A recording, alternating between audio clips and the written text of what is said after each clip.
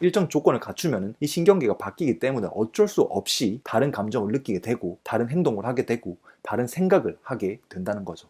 아마 이 이야기 아시는 분들은 다 아실 겁니다. 같은 식물을 두 화분에 각자 심고 한 식물에는 막 욕을 하고 그리고 한 식물에는 계속 칭찬을 하면 이 칭찬받은 식물이 훨씬 더 잘 자랐다는 이야기 많이 들어보셨죠? 그러니까 식물이 마치 우리가 하는 말을 알아듣는 것처럼 반응했다는 겁니다. 어떻게 보면 알아듣는 걸 넘어서 어떤 말을 듣느냐에 따라 자신의 성장을 더 가속화하기도 하고 성장을 멈추기도 한다는 거죠. 정말 신기하지 않나요? 더 신기한 이야기도 있습니다. 2017년에 호주 웨스턴 오스트레일리아 대학에서 한 실험을 했습니다. 완두콩 싹을 Y자 틀에 심었습니다. 그래서 이 갈림길 중 어느 쪽으로 뿌리가 자라는지 본 거죠. 그리고 이 Y자 틀 한쪽에만 물을 두었습니다. 반대쪽에는 물이 없었던 거죠. 그렇게 하니 놀랍게도 완두콩은 항상 물이 있는 쪽으로 자신의 뿌리를 확장시켰습니다. 물이 거기 있는 걸 알고 자신이 의사결정을 해서 그쪽으로 자란 것처럼 반응했다는 거죠. 그런데 더 재밌는 사실은 실제 물이 아니라 그냥 물이 떨어지는 소리를 한쪽으로만 흘려보냈을 때도 소리가 있는 쪽으로 움직였다는 사실입니다. 우리 인간처럼 뇌도 없고 중추신경계도 없고 심지어 움직이지도 않는 이 식물이 마치 자신이 유리한 방향으로 알아서 의사결정을 해서 움직이는 것처럼 행동했다는 거죠. 또 하나의 비슷한 사례가 있는데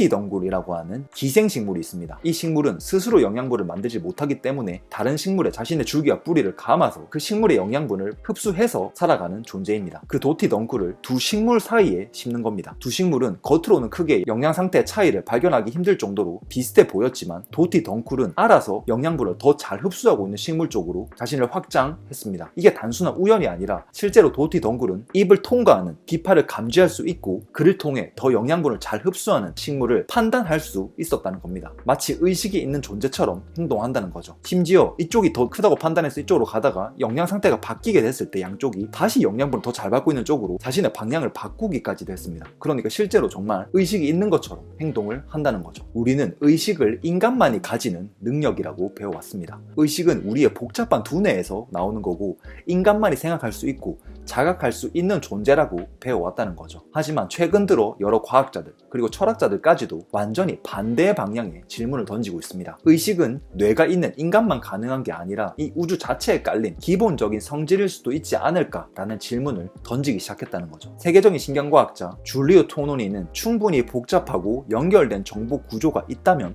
그 안엔 의식이 있을 수 있다라고 말했습니다. 이 우리의 의식이라는 게 단순한 뇌의 산물이 아니라 정보의 흐름이 생겨나는 곳 그 어디에나 존재할 수 있었다는 거죠. 노벨상을 수상한 천재 양자물리학자 로저 펠로스는 조금 더 급진적으로 느껴지는 말을 하기도 했습니다. 의식은 단순히 뉴런 간의 정기적 작용이 아니라 뇌세포 안의 미세한 구조, 미세속 안에서 일어나는 양자 진동을 통해서 생겨날 수 있다라고 말한 거죠. 좀 어려운 말이긴 한데 쉽게 얘기를 해보자면 우리가 일반적으로 의식이라고 생각하는 뇌의 활동은 그저 신경끼리 전기 신호를 주고받는 물리적인 작용 정도로만 생각했지만 펠로스는 이걸 훨씬 뛰어넘은 말을 한 거죠. 우리의 신경세포가 전기 신호를 주고받는 것은 사실이지만 그것을 통해 의식이 자동으로 생겨나는 게 아니라는 겁니다. 컴퓨터에서도 전기가 흐르고 정보를 처리하고 있지만 컴퓨터 자체가 의식이 있다고 할 수 없는 것과 같다는 거죠. 아니 이렇게 더 말할수록 더 어려워지는 것 같기도 한데 어쨌든 그가 하고 싶었던 말은 뇌에 정기적 신호가 오간다는 것만으로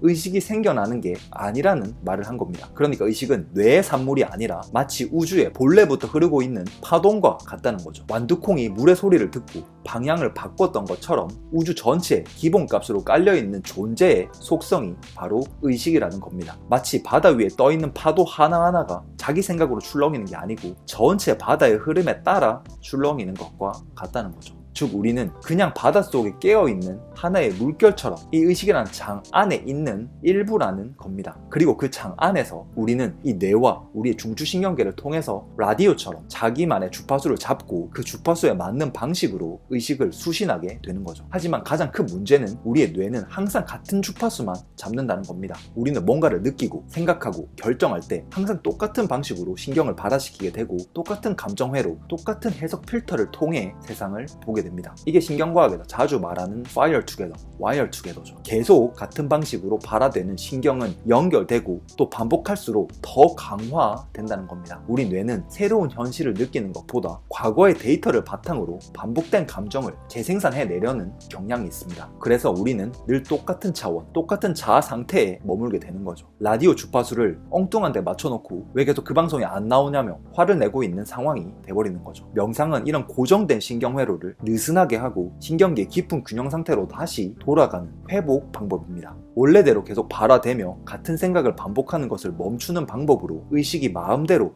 방향을 돌리는 걸 멈추고 그저 현재에 존재하는 이 감각, 내 몸에 느껴지는 감정을 느껴주고 그게 익숙해지고 그 시간이 점점 자연스럽게 늘어나게 되면 우리의 몸은 더 편안해지고 신경계는 더 이상 똑같은 방식으로만 작동할 수가 없게 됩니다. 일정 조건을 갖추면 이 신경계가 바뀌기 때문에 어쩔 수 없이 다른 감정을 느끼게 되고 다른 행동을 하게 되고 다른 생각을 하게 된다는 거죠. 내 몸에서 올라오는 감정, 이 감정을 생각으로 해석하는 대신 있는 그대로 느껴주고 그리고 그 감각들이 편해졌다는 그 의미 자체가 우리가 왜곡된 방식으로 작동하는 뇌와 중추신경계를 본래 조율 상태로 바꾼다는 의미입니다. 일관성 없는 불균형한 방식으로 진동하는 우리 몸을 균형 있는 방식으로 진동하게 만든다는 거죠. 그래서 실제로 명상을 하게 되면 주파수가 바뀌어서 뇌파가 알파파, 세타파, 델타파 그리고 감마파로 변하기도 합니다. 즉 더 창의적이고 직관적이고 더 연결된 상태로서 나를 느낄 수 있게 된다는 거죠. 우리의 뇌파가 더 깊은 의식, 더 균형된 주파수와 동기화되기 시작한다는 겁니다. 이때부터 우리는 과거의 기억과 감정, 반복되는 자아의 스크립트에서 휘둘리는 존재가 아니라 지금 이 순간에 살아있는 의식 자체로 작동하기 시작하면서 새로운 현실을 만드는 존재가 된다는 거죠. 앞서 말했듯이 의식은 뇌가 만들어내는 게 아니라 애초에 우주에 흐르고 있는 에너지입니다. 우리가 그 안에 잠시 깨어있는 하나의 파동일 뿐이고 그 파동이 어떤 주파수로 진동하느냐에 따라 우리가 살아가는 인생의 결이 완전히 달라질 수 있는 거죠. 똑같은 현실 속에서도 예전에는 불안하게 반응했다면 이제는 어떤 상황에서도 좀 더 침착하고 유연하게 대응할 수 있게 되고 늘 반복하던 후회, 걱정, 자책의 패턴도 점점 줄어들게 되고 그 자리에 더 명확한 직관과 여유가 생겨나기 시작합니다. 왜냐하면 뇌파가 달라질수록 감정과 행동을 조절하는 뇌의 영역, 이 전전두엽과 해마 그리고 미주신경의 연결이 다시 균형을 회복하기 때문이죠. 명상은 그 균형을 회복시키는 가장 직접적인 훈련입니다. 몸과 뇌, 신경계 전체를 조율해서 다시 의식의 본질로 돌아가도록 도와주는 훈련인 거죠. 그래서 명상이 단지 멍하게 앉아있는 것이 아니고 내 인생의 방향을 바꿀 수 있는 가장 근본적인 리셋 버튼이 될 수 있다는 겁니다. 그 명상에 대해 더 자세히 알고 싶으시다면 고정 댓글을 클릭하시면 명상이라는 게 대체 뭔지, 왜 효과가 있는 건지에 대해서 훨씬 더 직관적으로 아실 수 있게 될 겁니다. 오늘의 영상은 여기까지 하겠습니다. 영상이 도움이 되셨다면 구독 버튼 눌러두시면 이런 도움 더 쉽게 받으실 수 있을 겁니다. 다음에는 더 재밌고 유익한 영상으로 찾아오겠습니다. 감사합니다.